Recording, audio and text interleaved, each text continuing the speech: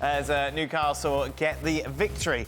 Now, what that means is take a look at the top of the table. Newcastle, of course, looking to finish in the top 5. That win puts them above Manchester City now, 1 clear of the defending champions. Meanwhile, at the bottom of the table, no surprise that Leicester are in a lot of trouble. 17 points after 31 games. They find themselves, let's do some quick maths, 15 points off safety, and with 7 matches to play. Let's welcome in, shall we? Jalaga Fjortoff is with us, Kieran Gibbs. Steve, there's one place to start. Can you just tactically break down how Newcastle did this against such a strong Leicester side? Well, they turned up and Leicester didn't. Game over. This was not good. It was shockingly bad. I mean, Leicester, as they've done all season, going forward, don't look as though they have any sort of clue how to break anybody down. They can't even create a good opportunity. And then defensively, well, I mean, you talk about embarrassing amateur-type defending. And I guess the cherry on the top and the worst thing of all, it looks as though there's no fight. No. This was a training game for Newcastle. Nobody running around, angry, trying to get the teammates going. The fans, in fact, after the first goal went in... Yeah, the white flags went up pretty much. Yeah, they just kind of sat there and thought, do I go home or do I stay a bit longer? I mean, that was all they were thinking. Yeah, it was embarrassing. Kieran, we all dream of being, well, I certainly dreamt, you obviously all did it, well done, of being a professional footballer. Sorry about that. Why are you so angry? It's like most people's dream, if you're growing up, to be a professional footballer. But on days like this, it must just feel rancid if you're a Leicester player.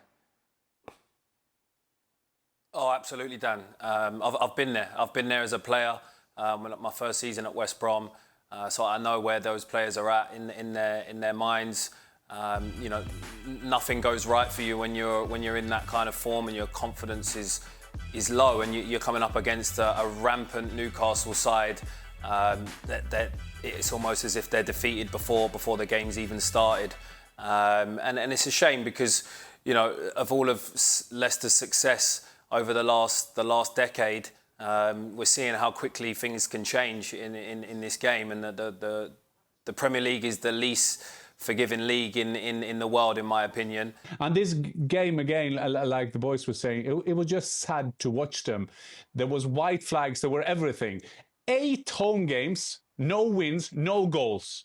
That's a new record in the top division in English football, ever. It's unbelievable, and there's so many paradoxes to this. Ruud van Nistelrooy, imagine him if he can't score goals, that's point 1. Imagine him being an Englishman who nobody knows. He would be fired ages ago.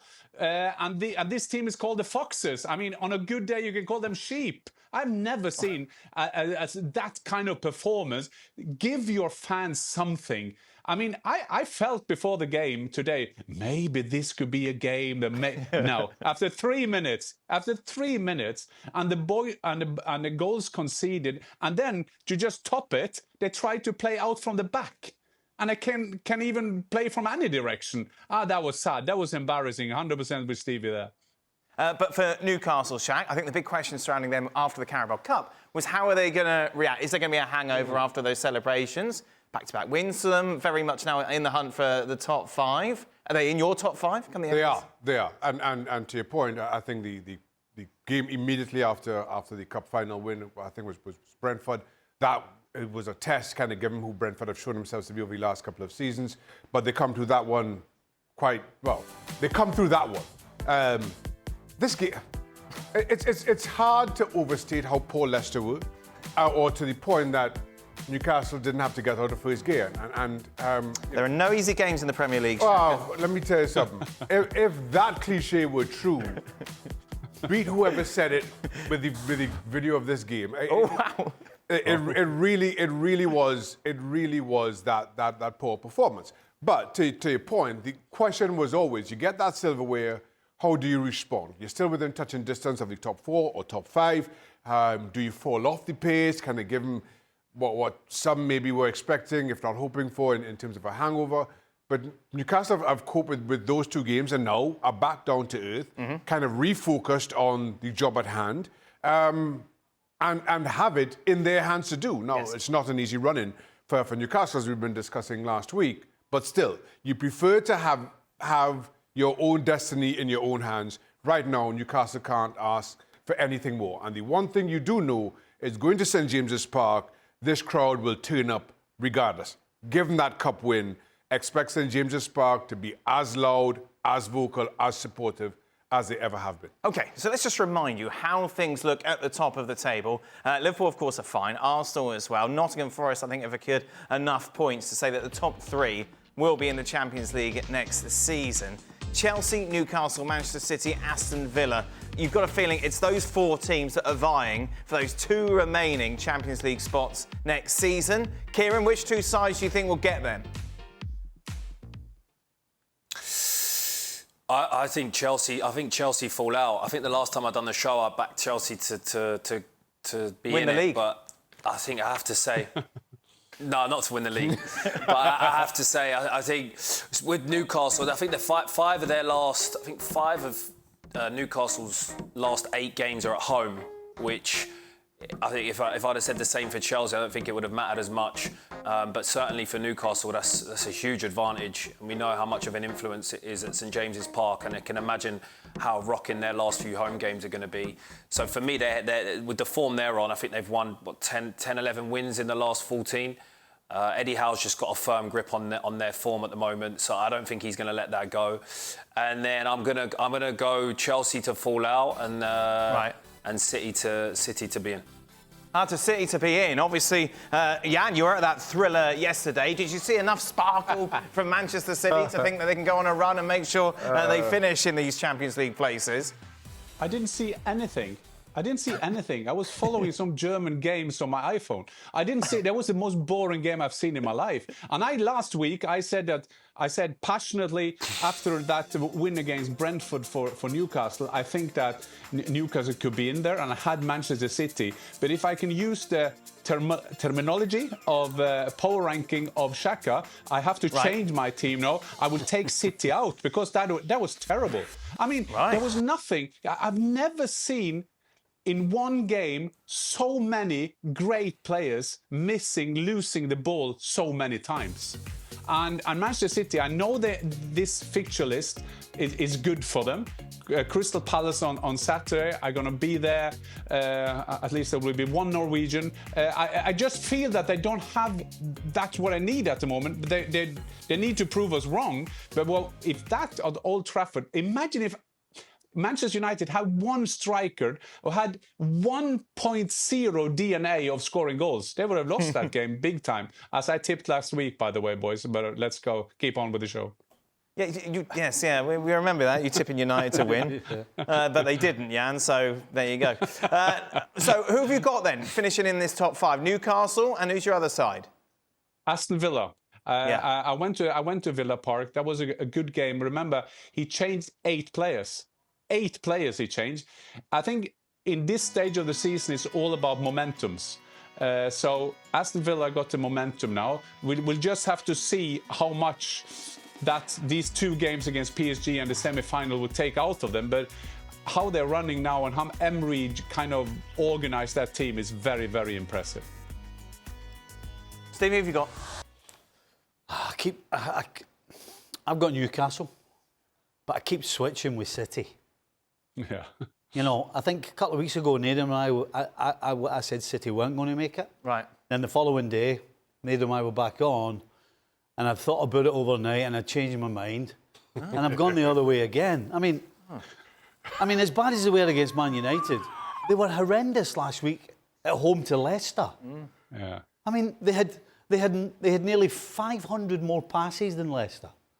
And they only had 5 shots What about your sleepless target. nights over Manchester City?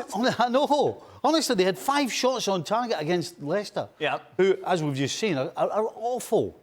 So I'm going to say Chelsea and City miss out. I'm going to go Newcastle and Villa. Ah, there we go. Lovely. You mentioned it, Jan. You were at that. It wasn't one of those games you had to be at that made it more exciting. At Old Trafford. Yes. Yes, I interviewed both the manager afterwards, and I had to give myself a bit of encouragement because there was only one question we had to ask them. how on earth can you play such a lack of entertaining football game? Yeah. Pep Guardiola went into his one-word answers. Right. We made him into 2 or 3. But Amorim, he said, I've seen some progress in this team. Yeah, okay. But he had to admit it wasn't not an entertaining game. It was like people looked at each other and said, do we see what we're seeing? There were times in the game, and you saw the game, there were times that both teams just missed losing the ball all the time. Kevin De Bruyne, that was the game for him. This was the game after he said he's going to leave English football. He's going to be fantastic. Unfortunately, he was like the rest of the team, unfortunately. Kieran, you must have played in games similar to that. Are you aware of how rubbish it is when you're playing? I mean, especially at this stage of the season, that you have to take everything into context. For Man City, it's a bit of a consolidation season for them. We know they haven't been great all season, and United, you know, they have a story of their own. But they also have one eye on the Europa League. You know, I watched Arsenal's game, which was pretty underwhelming against Everton at the weekend, and I can't say that, you know, they have one eye on the Champions League without defending United. So I'm going to give them the benefit of the doubt on this one. Oh my God, you know, Kieran, you didn't even watch it, did you? You didn't even watch it. You're out gallivanting around, teaching kids in Miami. He's watching Bundesliga on his phone. No, I did watch it. No, I've actually got it on now. I've actually got it on now again. I've actually got it on now again in the background. It was. It's to get your one-year-old to sleep. There you are. Put that on. It's nap time. Get rid of that. But you have to admit, you have to admit at this stage of the season, you know, they've got, it's a massive game for them next week. Not even a Manchester derby can take their eyes off of how big that game is for them with the season that they're having. You know, imagine if they go and turn it around and lift the Europa League.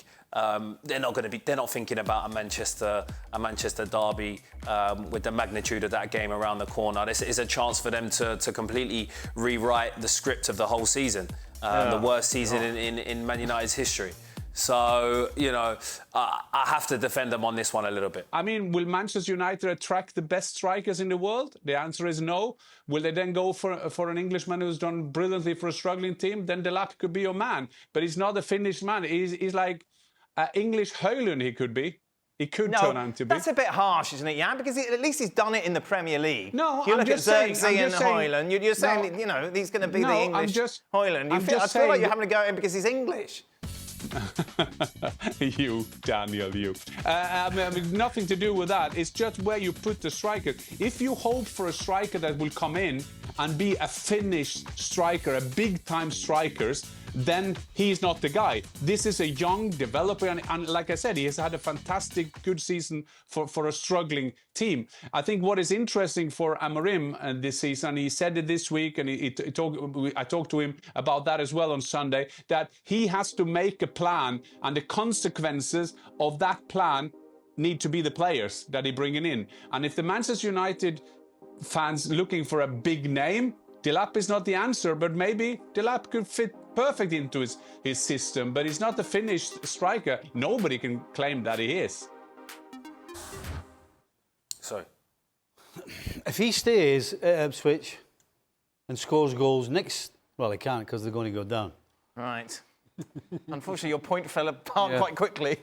Kieran thinks he's going to score 36 goals next season. I'm trying to think on the positive side and not come out of the obvious. Leave that But to unfortunately, the obvious is actually true.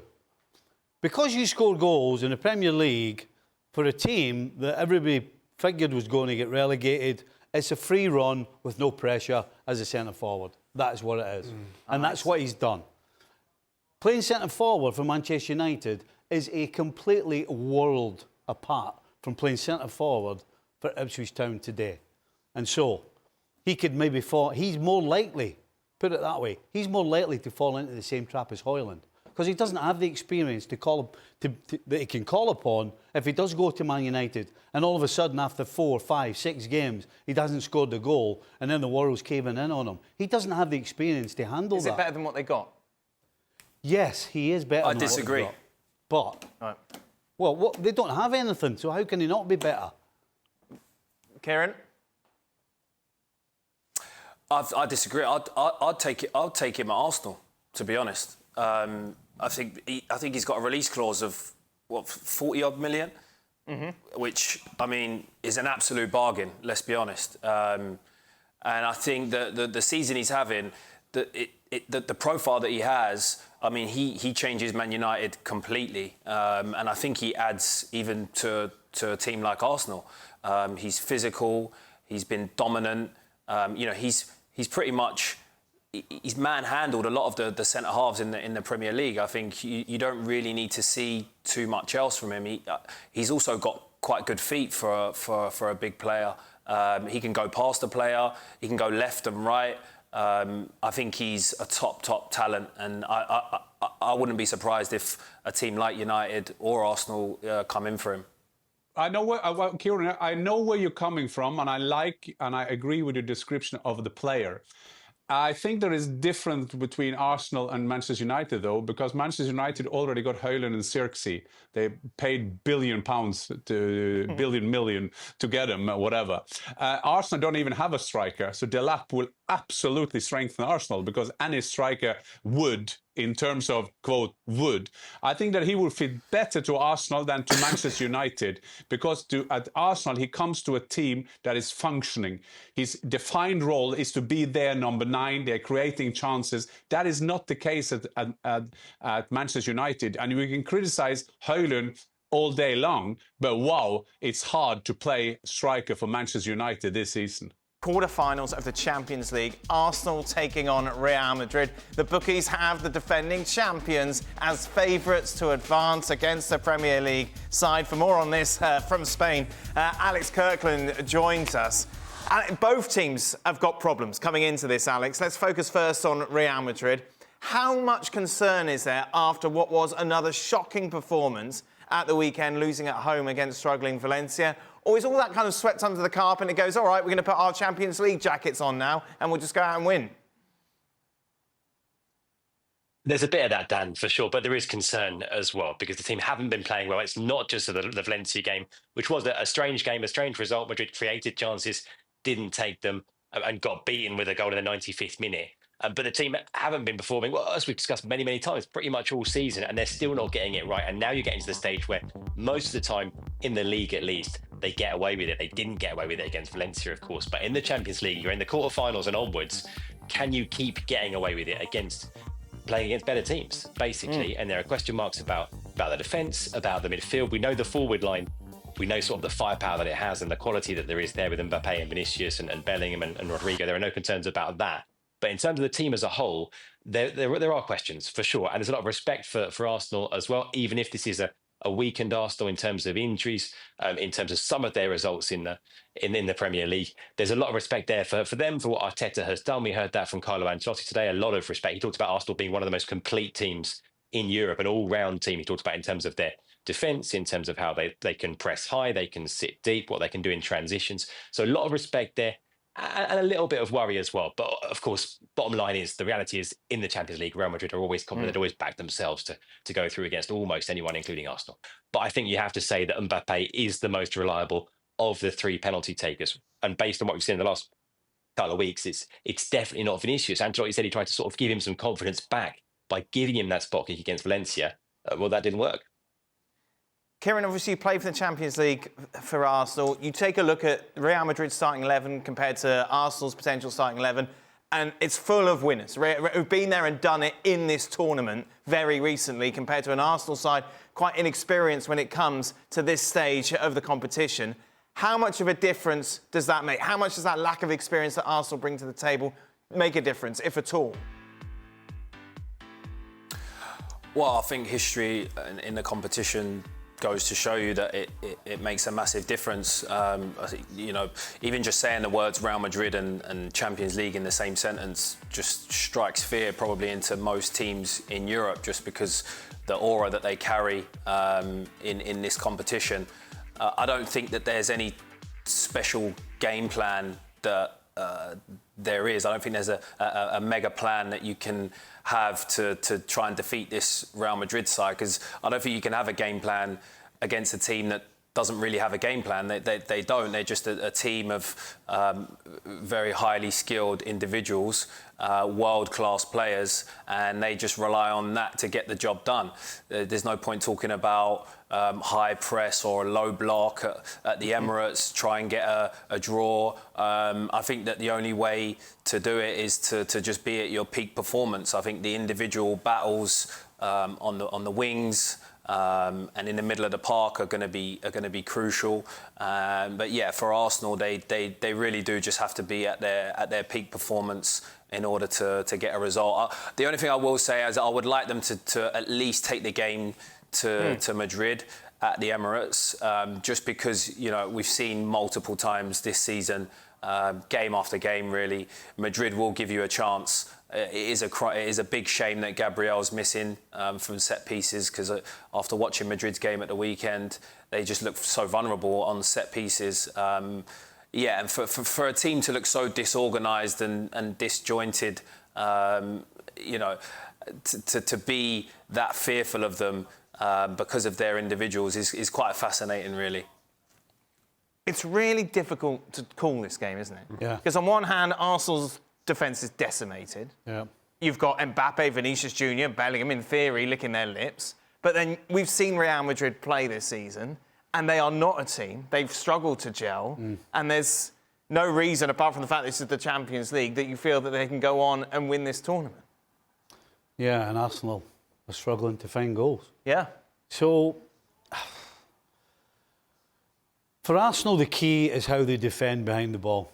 That simply is it. I don't see Real Madrid going to Arsenal and trying to outplay them and try to play some nice football. They will go there, and if it ends up 0-0, then that'll be fine with them. They're going to draw a line in the sand, depending on how deep it is, and then from there they'll try and take advantage of turnovers, of Arsenal misplaced passes, whatever it may be, and then they will try and hurt Arsenal that way. And that's why I'm saying Arsenal behind the ball have to defend well. If they do that, then they can smother Real Madrid and they can win the game and they can take a lead.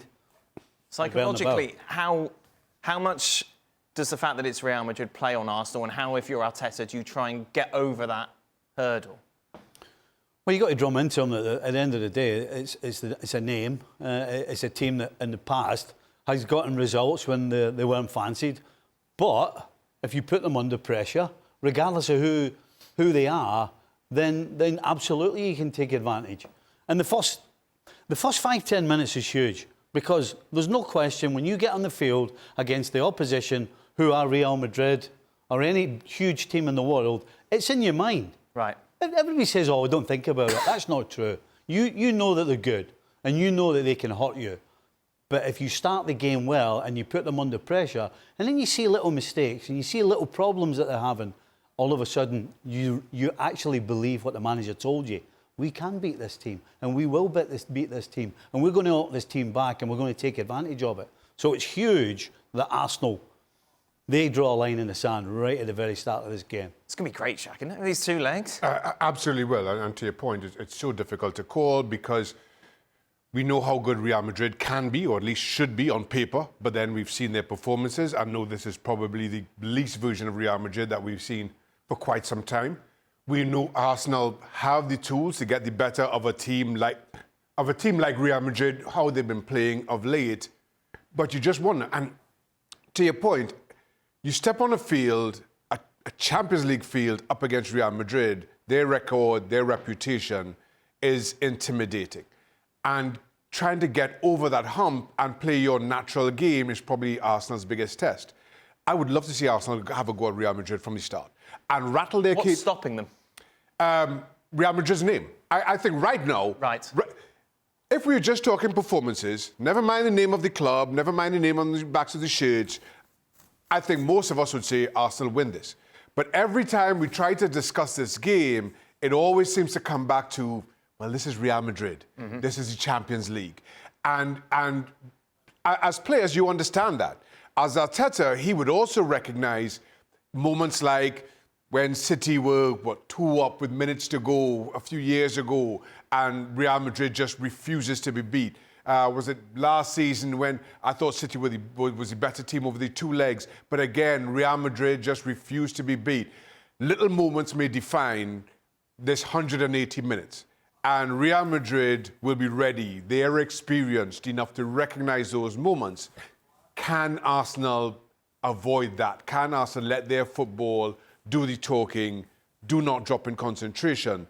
I think if you play on the front foot and recognize, again, that you've got to be switched on for 120 minutes, take absolutely nothing for granted, Arsenal can beat Real Madrid.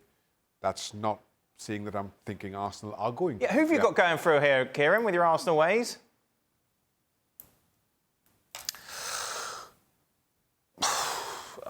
I mean, I don't know how to call this one. I really don't know how to call this one. I don't know how to call this one. Both teams are going to score.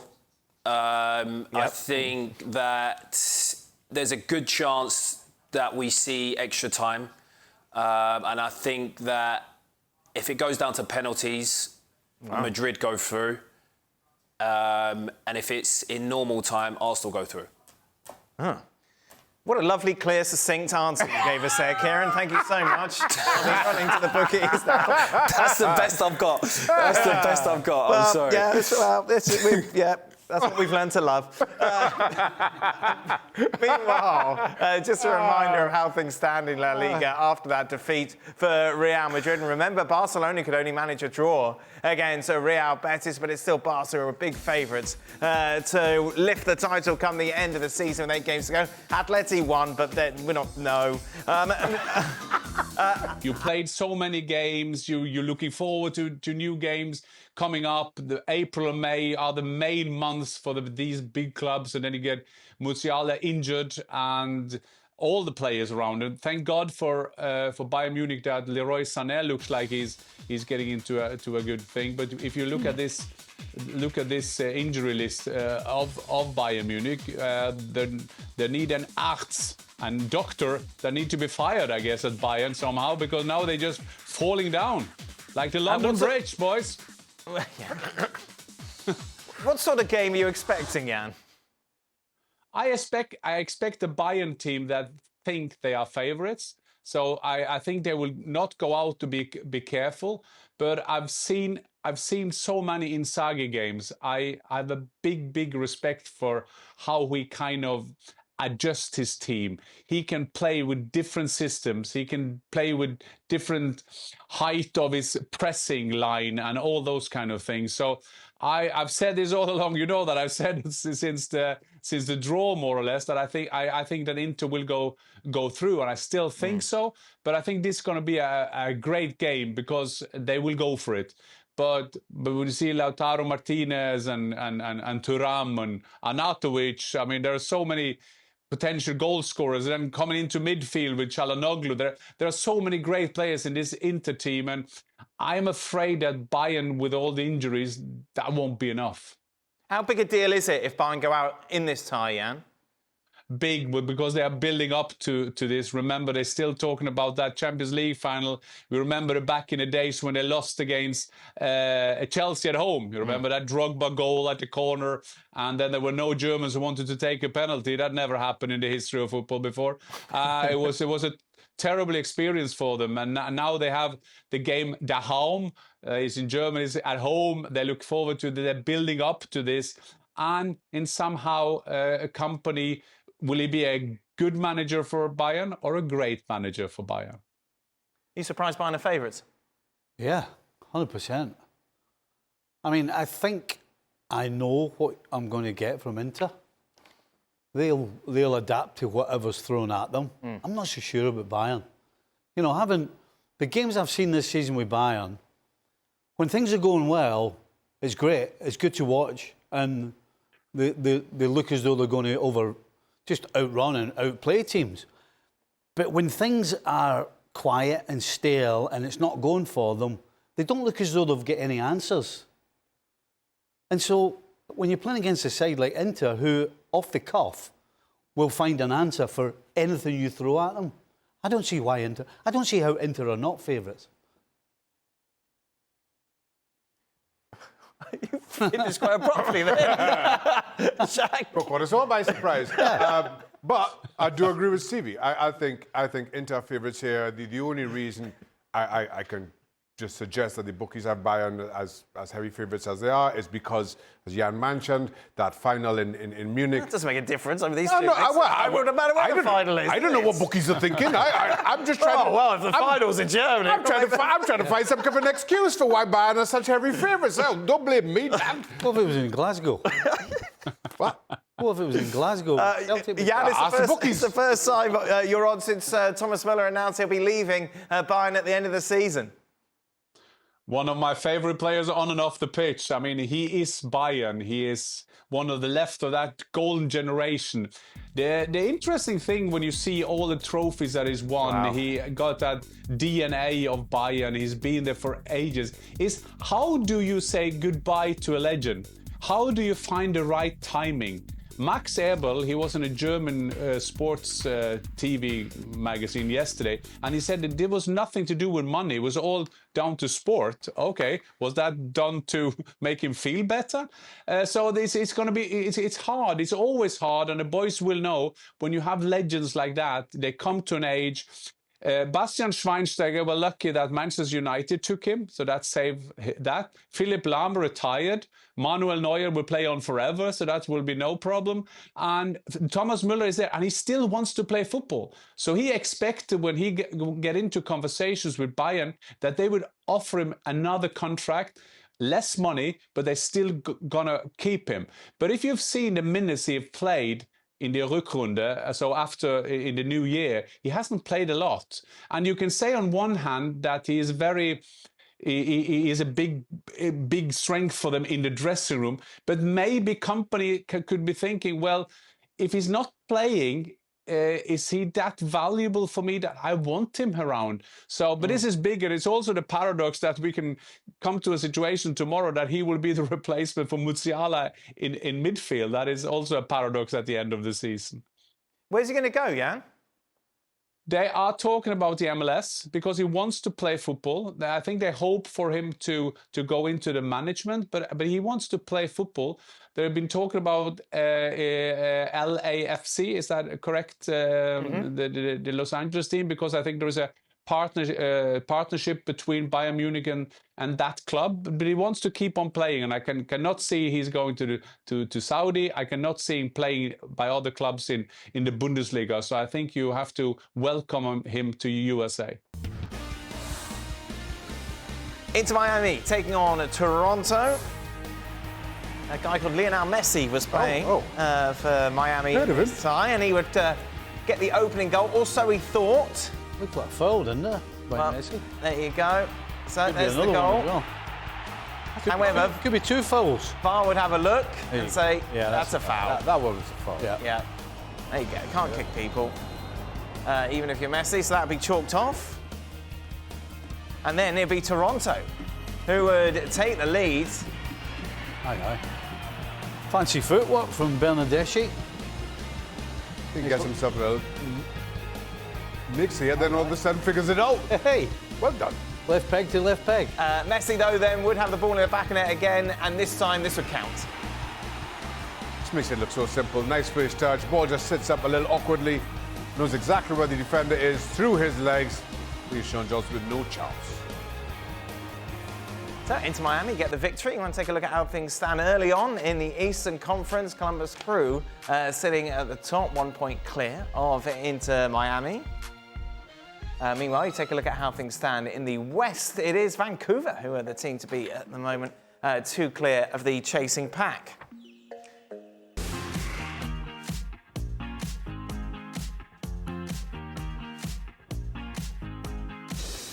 Welcome into the latest edition of Extra Time. Thank you for your questions. Shaka and Stevie here in the studio. Where are you, Jan? Home. Oh, lovely. Believe it or not. For a change. You see, I speak not so loud today because my wife is sleeping. So I'm a I see. Normally, when you're at home, you've got all the shirts in the background. That's the only time he hasn't spoken loud today. We know we've got different homes, Daniel. We are moving around. That's what a big time is doing. Well? You know? He's talking like this. I don't know. What's going on That's how he normally talks to you. No, it's not. And Kieran, how you been, mate? All good? All good, all good. I've done a bit of redecorating. I don't know if you've seen.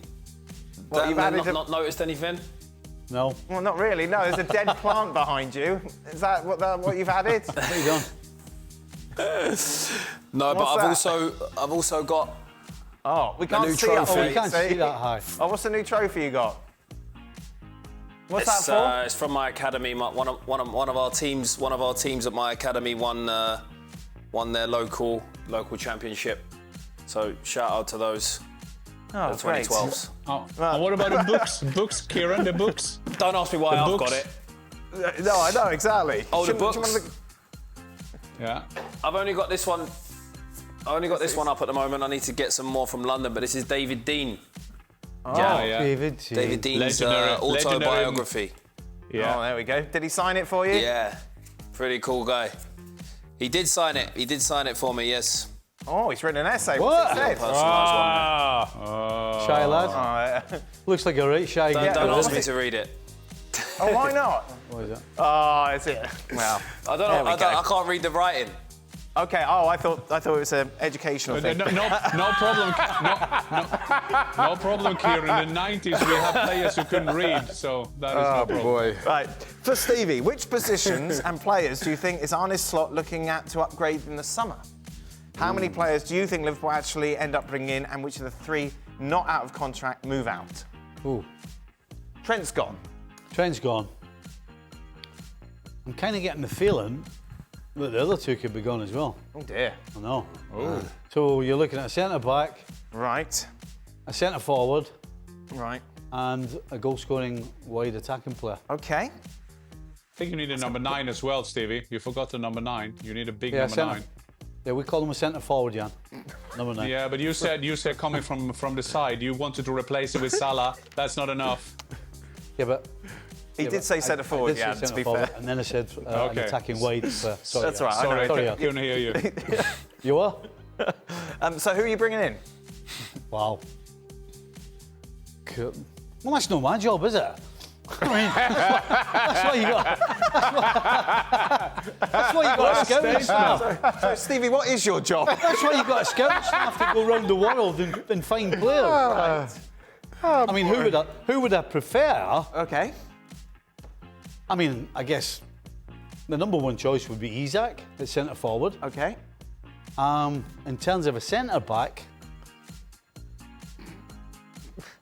I mean, if you could get him, I'd maybe take a punt on what's his name again at Forest, the Slovak.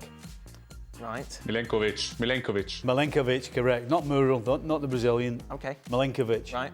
If you could get him, if Van Dijk's gone, I would take a chance on him. Okay. In terms of how do you replace Mo Salah? My goodness. Wow. Someone just standing around not doing much over I the last few don't have an answer for that. I really don't have an answer for that. And I don't think there's many people And that's all right, involved in Steve. the game that do have an answer. That's not your How job, do Steve. you possibly swap somebody for Mo Salah and expect to get as many goals? It's an impossible task. Oh. Kieran, what's your combined centre-back pairing between Real Madrid and Arsenal? Let's say everyone's fit. Is Gabriel and Saliba for you eclipsing the likes of Rudiger?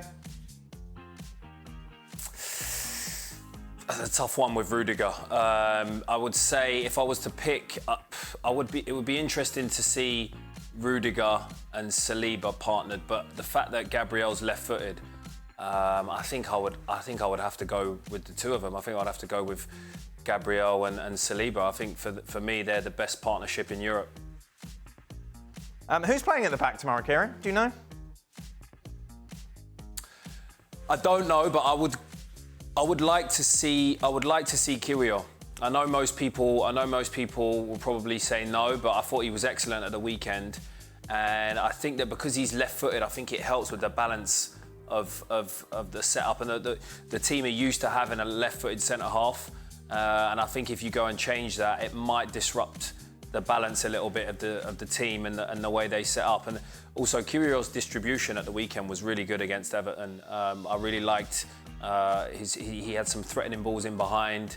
The accuracy of his passing was was top, and I think you're going to need that against Madrid. And I want to see Arsenal getting behind them a little bit, especially in the early stages. And I think he's got that ability. Jan, get ready for this. Start, bench or drop. Haaland, Odegaard, Sorloth. Well, first of all, they're not playing in the same position, so how can you do that? Well, you've got. Stevie's come round and he says, "Look, I'm now the director of football of Norway." Yeah, this is not my job, so I can't do this answer. My God. So Haaland is injured, so I will keep him on the bench. No. I will play Ødegaard and I will sell Sørloth because he doesn't get enough minutes at Atletico Madrid. Was that a diplomatic answer? Yeah, it was. Yeah, It was. that's annoying. Yeah. It was. Yeah. Jan, Pep and Carlo arguably are in the top echelon of managers of all time, yet both have had their respective struggles getting their team to fire on all cylinders this year.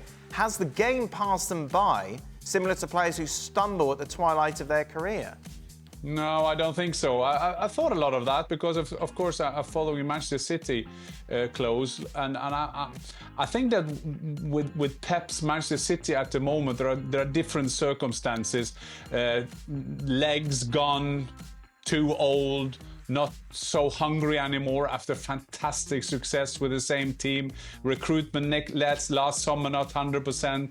Preparation, pre-season not perfect. Isn't that all Pep? Isn't that all for Pep, though, Jan? Well, Pep is a part of it, but I'm 100% sure that Pep will come back with a great team. With Ancelotti, we've said the same thing about Ancelotti now for the last 20 years, that he's gone as a manager, and he always end up winning the Champions League. So the answer is no. I think they will come back, both of them, with winning teams, with trophy-winning teams. They will create new teams. We'll see what Ancelotti is doing in Real Madrid. I mean, we are talking about Alonso, but I think he will stay at Leverkusen. Then Ancelotti will keep on being the manager there. So now they'll be back. They'll be back. Do you remember the conversation we had yesterday about? Yeah, I was here. Pep. Smart, isn't it? So do you remember the conversation we had yesterday? I do, Stephen. Yes, I was. Oh, you were here, weren't you? Yes, I was here. Yeah, oh, I'd forgotten that. Yeah, Yeah, right. So I did. Yeah. Yep. Do you know, I was thinking about it on the way home, and I was talking. What are you talking to you? And I was sitting thinking, and I was saying that, you know, when it's not going right, you've got to change it. Mm-hmm. But I was thinking, Pep's maybe going, if I change this and go a completely different route, is it going to be worse? Because It can't be he much knows he worse, doesn't. can He it? knows he doesn't have the legs in the middle, and he knows he's struggling to get any creativity going forward. But does he think, as much as it's not working as well as he would want, they're going to get enough points to get in the top four? So that's why he's leaving it. That's what I was thinking about on the way home yesterday. Because Ancelotti's the opposite. Ancelotti absolutely has tried everything. And sometimes there isn't an answer. You know, we all expect that there's an answer. Sometimes there isn't an answer. Sometimes you've just got to make do and try and get away with it. And that's kind of what's going on at Madrid. Kieran, do you agree with Brazil's Football Federation on banning players from standing on the ball with both feet for safety purposes? It's obviously Memphis Depay kind of sparking a fight after doing it.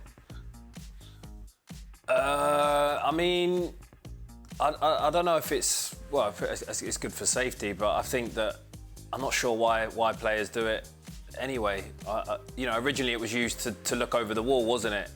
But I'm not sure we need to do that anymore. So I don't understand what players are doing it for anyway. Which wall? Hold on, what are you talking about? Everybody wall around the pit. What? Ah, boy. I carry a ball around all the time. Just to see over the wall. Just to make me look a bit taller. Get a pair of ladders. Shaka, is Serie A the most competitive league in recent years? European spots and especially top four been very close the past 2 years. Same can't be said for Premier League, La Liga, Bundesliga. No point in mentioning League 1. I haven't followed Syria that closely, Dan. Well, it's competitive. Oh, so I just found out. I guess then. Have a little think about it on the way home. That would keep me up at night. That's going to keep me up at night now. Are the injury problems, Kieran, Arsenal experiencing this season the results of the strenuous training sessions, overplaying players, or something else?